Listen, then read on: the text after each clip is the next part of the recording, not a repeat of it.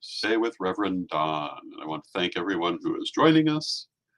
And if you wish to take part in the conversation, feel free to add your comments to whatever platform you may be watching this on. They should show up in my chat room, and we can talk. And today I am neck deep in shipping.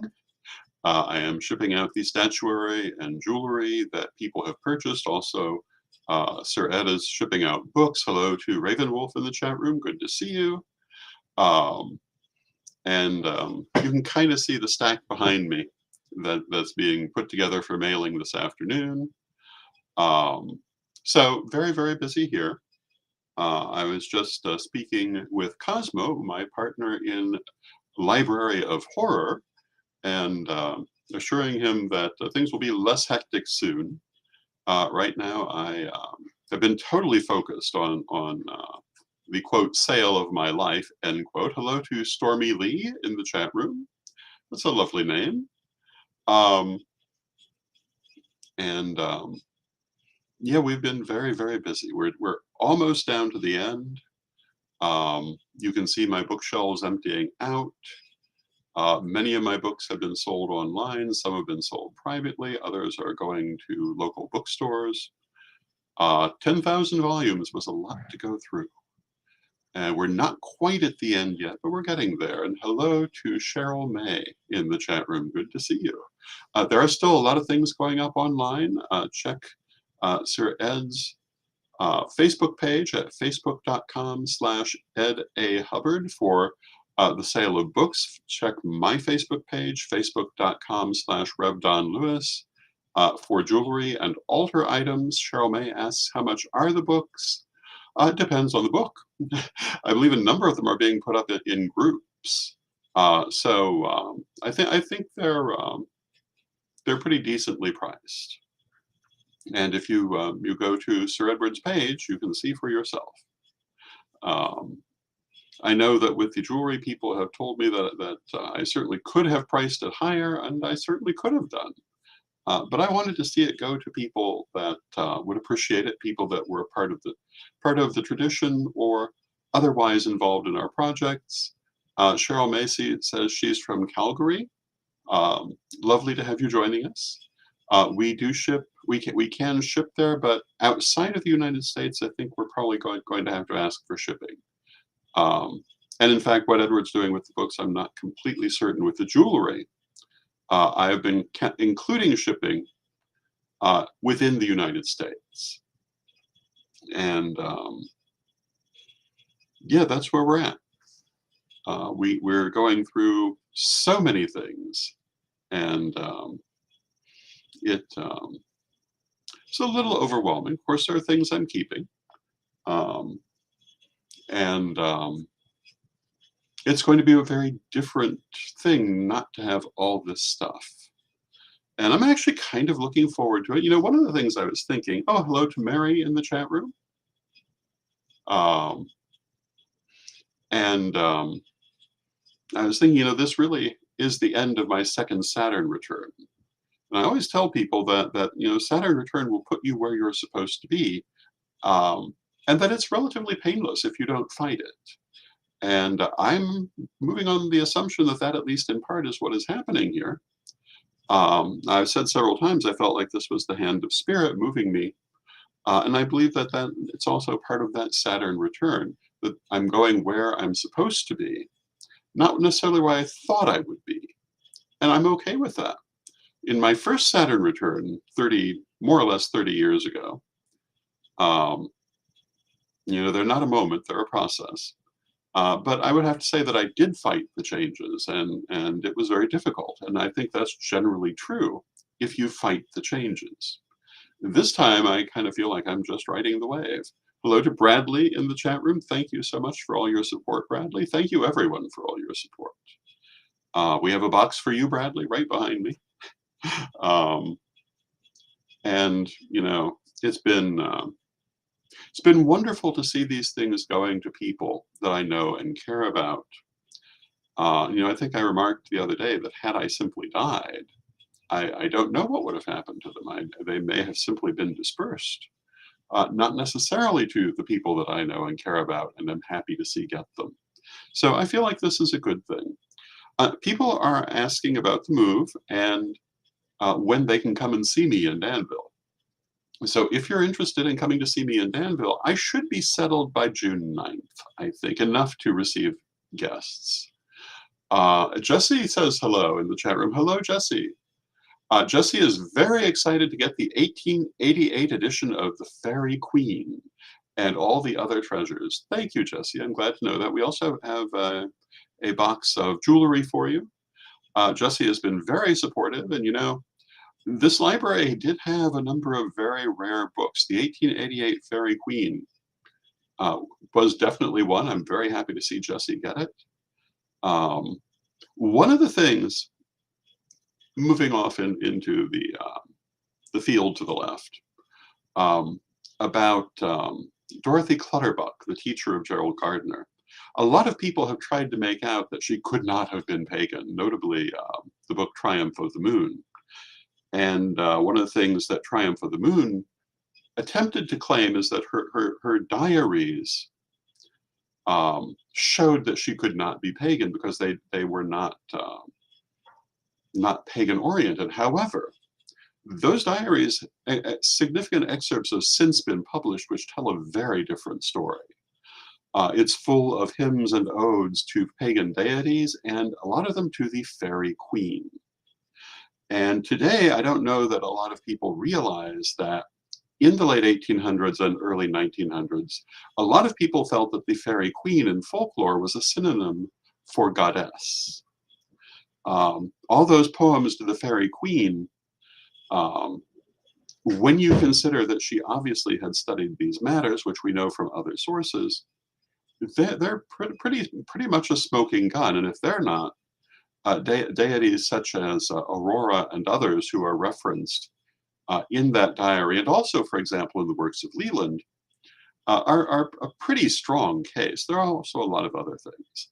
But on the subject of the Fairy Queen, at one time, this was very much understood as an aspect of goddess. If you read the Vangelo delle Streghe, or actually I should say Aradia, the Gospel of the Witches, of which the Vangelo is part, Diana is referred to as Queen of the Fairies repeatedly.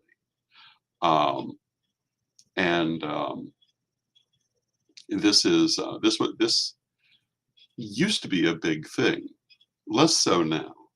Lady Mary Mary in the chat room says, I'm excited to get Lady Mabel's hats, and I'm excited to see you have them. I'm even more excited they actually fit. Yay. And, you know, that's another thing. I wasn't necessarily sure where they were going to go.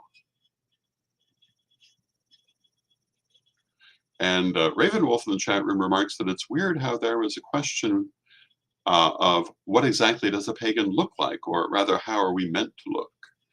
And, you know, I think that has to do with stereotypes and trying to break through stereotypes. I think there is a certain stereotype of all pagans looking alike. And certainly there are, like all stereotypes, there is a certain level of truth behind it. There have been certain styles that have been very common among pagan people, but that doesn't mean everyone is wearing them. And certainly media has portrayed us in a certain way. And we have portrayed ourselves in a certain way. Now, I always talk about how we must be in charge of our own image if we want the image that more truly reflects us. And that's one of the reasons we're doing Pagan World TV. One of the reasons we've done Magic TV all these years, to overcome those stereotypes. I found my little ram ring while selling jewelry. I was pleased to find that.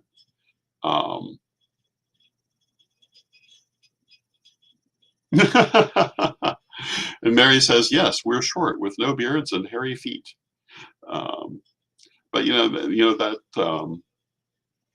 that hobbit image is definitely not irrelevant to a lot of pagans. So I say we're coming down to the end of what we'll be offering online. We're not quite there yet, but we're coming. And There's not a lot more jewelry, for example, not a lot more altar items, but there are some. So please keep watching, and there may be a little bit more coming. There are a lot more books. Um, but we're continuing to work our way through as best we can, and we are moving along. And it's been a very interesting adventure. And yeah, I'm watching these things be dispersed around the world, not only within the United States. And although outside of the United States, we are having to ask for shipping because it's just that much more expensive. Within the United States, it's figured in, um, at least with the jewelry, and I think with the books, but I'm not certain. But we've been going through lots of things. Now, if anyone has anything they want to send me at this point, um, you should contact me. We'll probably have to have them sent to Lord Jason at this point to make sure that they actually get to me. Now, hello to Lynn in the chat room who asked, where can you purchase these items? And if you're looking for books, you can go to facebook.com/Ed A. Hubbard. If you're looking for the jewelry, you can go to facebook.com/Rev Don Lewis. There's a lot already there, jewelry and ritual items, and more coming. And plus, I'm also going to refresh some of the earlier postings that have not gone um, in the hope that they may yet. Because they've been going up for so long now that some of them are a long way down that page. And Lynn says, "Thank you." No, thank you. I hope that you will go and look at them, and maybe you'll find something you like. Um, I was very gratified the other night. At midnight, we got a large order for 8 different altar figures. And well, I think it was 6 altar figures and 2 pieces of jewelry. But that kind of made my night for me. And Ravenwolf asked, "How is your Patreon doing?"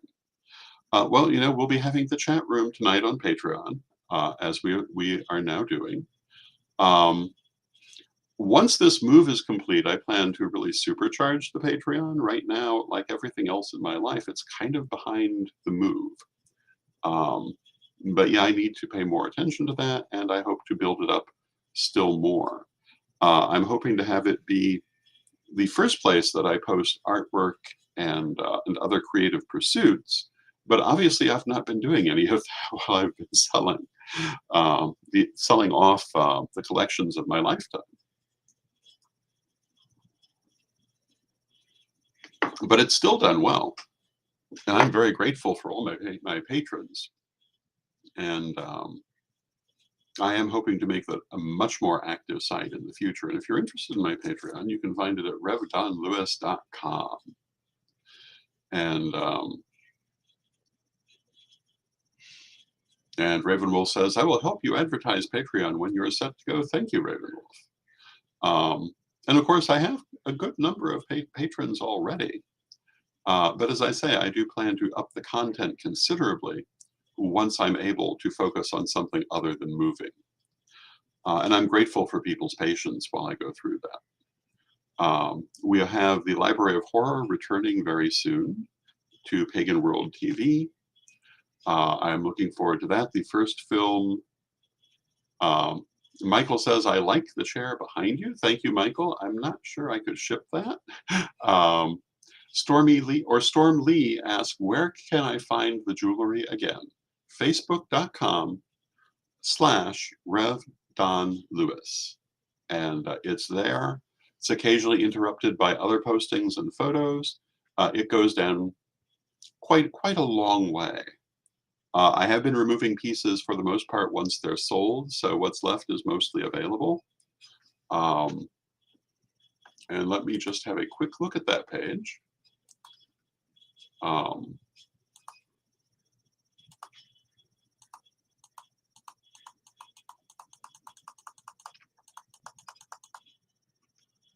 And make sure that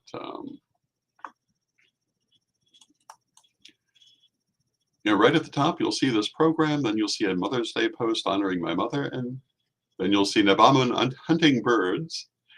You'll see a customized witch doll that I created, and then you get into the items. And as I say, they just keep going down because there's so very many. And I've been very gratified by the response. Very often, the pieces have gone even before um, first few minutes have elapsed. And that's been very gratifying. And I'm seeing pieces go to people that I consider good friends, members of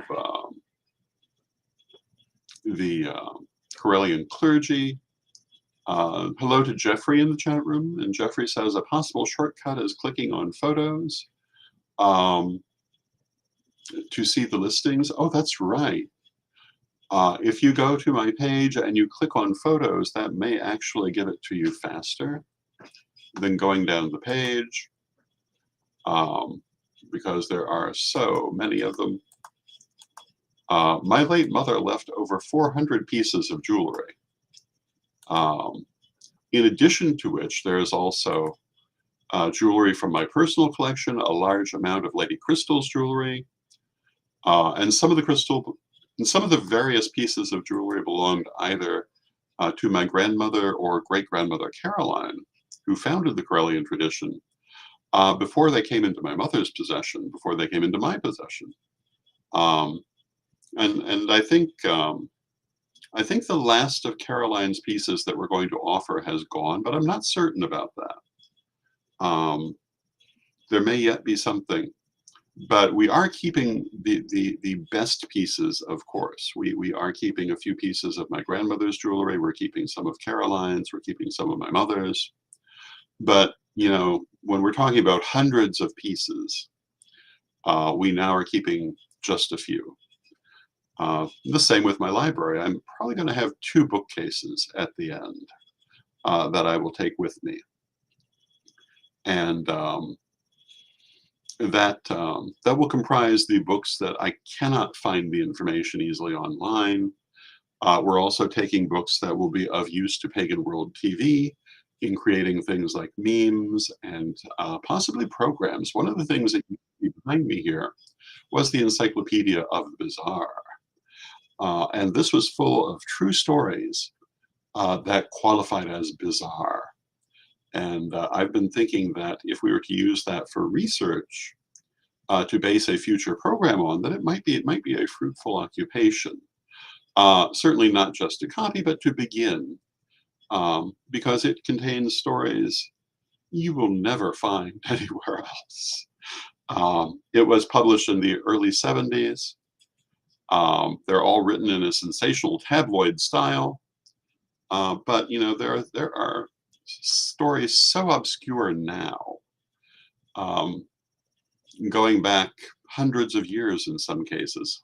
Famous hauntings, famous UFO encounters, famous true crime stories, full of interesting things. So I'm definitely keeping that one.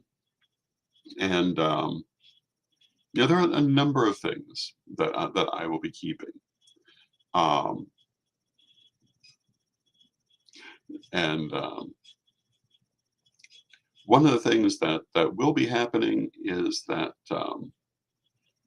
you know, in the past, Sir Edward has often talked about being a living reality show, and I think that my life will be following this much more so than previously. So watch for a lot more broadcasting from me in the future. Cheryl May says that she loves true crime. There's some fascinating stories in that set. Another book I'm keeping is called Penny Dreadfuls, which is a compendium of stories from what used to be called Penny Dreadful magazines. These were 19th century publications put out very inexpensively with horror stories or serialized horror stories or mystery stories or so forth, but often horror stories that were very popular at the time. And one of the things this book contains is the original version of Sweeney Todd. Some people have thought Sweeney Todd was based on a true story. It was not. It was based on a serialized novel called The String of Pearls, not to be confused with the famous musical number, although it's kind of interesting to think of them together. And I was speaking with Laurie Blackman the other night, Sir Laurie Blackman, about this piece and how different the characters are in the original story. The hero of the original story is Joanna, who in the modern musical story is reduced to basically the wallpaper in the background. But she's the main character in the original. She is the heroic heroine who is pursuing the mystery and finally solves everything with help from a friend of her lost lover, who is also treated very differently in that original story. Sweeney Todd is very different in the original story. There is no romantic background to his character. He's just a cannibal killer. Mrs. Lovett is not insane at all. She is just a cagey businesswoman who doesn't mind eating people. But one of the things that's most interesting about this story is the prominent role of independent women in the story. There is one single chapter, and one of the things about the Penny Dreadfuls is that chapters are not all written by the same people. One is extremely misogynist, but the others are almost all what we today would think of as being feminist. Again, Joanna is the brave and intrepid heroine. Mrs. Lovett is shown as a very sound and cagey businesswoman, surviving on her own. She is not romantically involved with Sweeney Todd in this version. They are business associates on the dark side. It's a very interesting difference from what's been done with this. I really enjoyed reading it. It is, however, a 19th century serialized novel, so it's by modern standards a little long and rambling, but that's how they were. Many famous authors in the 19th century published this way as well. Charles Dickens notably published many serialized novels. And this is one of the reasons that some of those novels are rather long and winding to keep the readers interested month after month and to sell the magazine as long as you could. And if you enjoy 19th century novels with their length and their depth, I think they repay the time necessary to read them.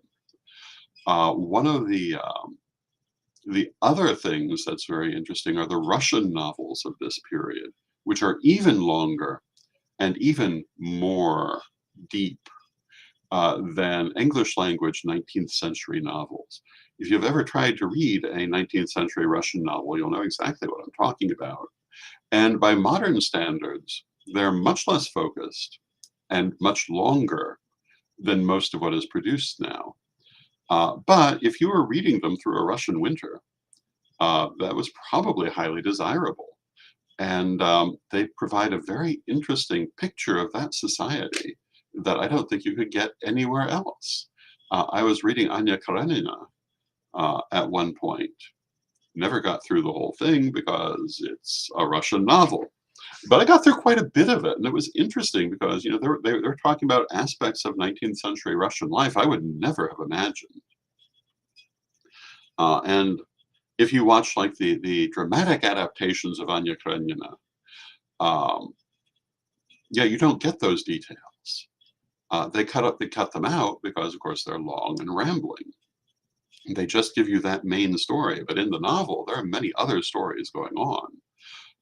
And a great deal of what you might call local color.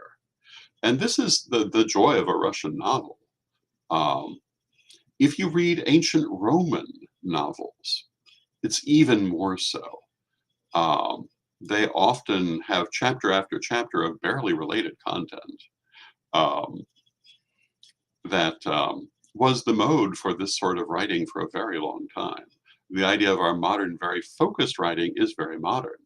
One of my favorite novels is Joseph Andrews by Henry Fielding, which still follows that very old pattern of many digressions in the text, lots of little stories thrown in. But you have to remember how people read those novels. You didn't sit down alone to read that novel. Usually, it was read by a family as a group, night after night after night, usually through the winter, as a form of entertainment. And all those little extra stories added to that experience. Whereas to the modern reader, who's almost always reading in a solitary fashion, it's a different experience. If you have ever seen the movie Joseph Andrews, starring Anne Margaret as Lady Booby, you'll have an idea of what the novel is like. The novel actually is even more rambling and picaresque than the movie, but the movie actually did an unusually good job of capturing that style of novel.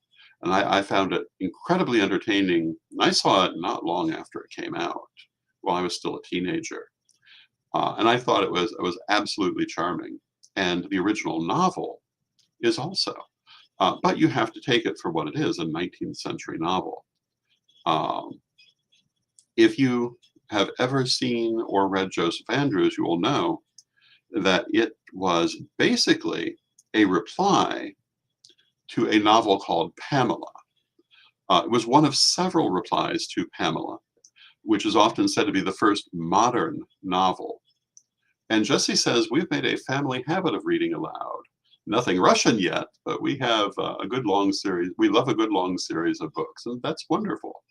I think that's a good family activity. With Joseph Andrews, it was a response to Pamela, and Pamela often is considered the first modern novel. And it was about a pure and innocent maiden in service to a great family who ends up in love with the son of the family and has many travails along the way, but sticks to her honor and virtue throughout, and finally ends up winning the squire and becoming his wife. And this novel was incredibly popular and syrupy sweet, and very quickly produced less than respectful parodies. One of these was called Shemela, in which the virtuous heroine was not so virtuous. One of them was Joseph Andrews, which was about Pamela's equally virtuous brother, and how different this played with a male character. Because he basically attempts to follow his sister's example of being always honorable and virtuous, while being pursued by the lady of the house, Lady Booby,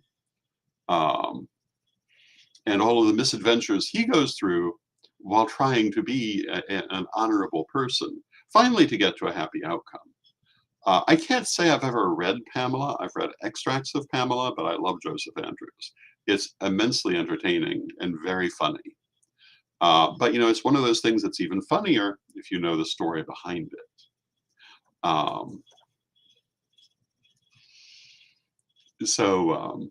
I think at that point, it's the end of our half hour. It's time for our prayer and time to say goodbye for today. I expect to be back tomorrow. And I thank you for watching. I always love talking with you. And I love all of you. I'm glad to have you in my life. And I will see you again tomorrow. Now let us have our prayer.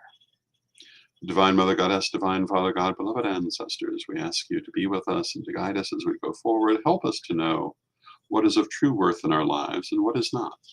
Help us to choose those things that enrich us and carry us forward, and to set aside those things that burden us.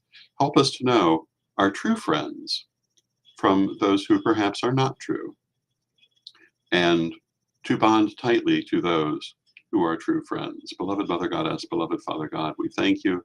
Beloved ancestors, we thank you.